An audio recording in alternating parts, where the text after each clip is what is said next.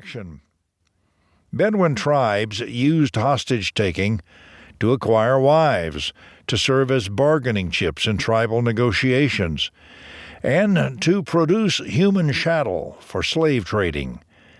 Both the Bible and the Koran reference the scheme, and kidnapping continues today as an abhorrent fact of life in many Middle Eastern societies. With the ascendancy of Saddam Hussein's regime upon the Iraqi political landscape in 1979, the Ba'athist security apparatus also adopted this malevolent practice as a terror tactic to be used against a helpless populace. During Saddam's 24-year reign, hundreds of thousands of people disappeared under a widespread campaign of state-sponsored abductions and executions conducted to suppress political opposition. The full extent of Saddam's internal kidnapping campaign was never documented and will likely never be known, as all news was controlled through just one media outlet, run by his complicit son, Uday. Saddam issued an executive order on the eve of the coalition's invasion that released 100,000 convicts from Iraqi jails, flooding an already deteriorating environment with potential perpetrators who already possessed the inherent skill sets of a hostage-taker. These former prisoners were themselves victims of similar abuse and were thus prone to violence, with demonstrated criminal intent. Under these conditions, the explosion of hostage-taking incidents in Iraq was inevitable, as the practice was indigenous to pre-invasion Iraqi society. The collapse of an authoritarian Arab police state and its subsequent occupation by a relatively limited number of Western forces resulted in a permissive environment primed for exploitation by insurgents, militias, and local criminals, creating a civil war atmosphere.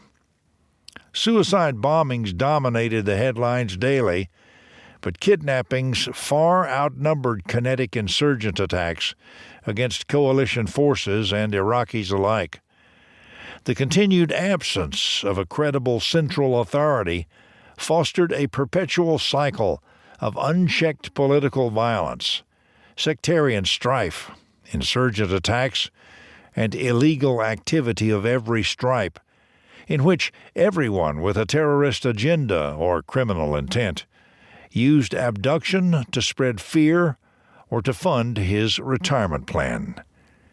From the coalition's perspective, the situation was exacerbated by limited actionable intelligence collected on the perpetrators, as well as a populace committed to protecting tribal relations complicit in the crimes.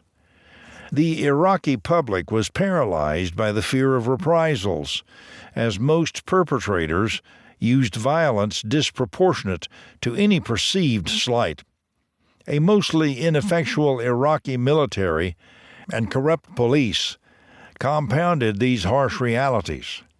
Many times Iraqi security personnel were involved in the very kidnappings they were chartered to prevent. The threat did not abate, as hostage-takers conducted their activities largely unaffected by coalition and Iraqi attempts to stem the problem. In Iraq, where terrorism and criminality go hand in hand, the hostage-takers sought monetary reward through intimidation and extortion.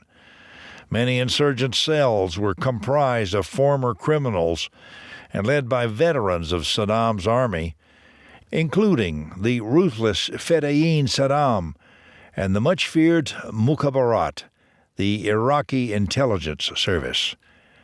The relationship between terrorists and criminals regularly blurred. Hostage-takers publicly claimed that they were motivated freedom fighters, calling for the release of prisoners or demanding that the victim's military or company pull out of Iraq. Yet privately, these kidnappers demanded high sums of money from families for the safe release of their loved ones.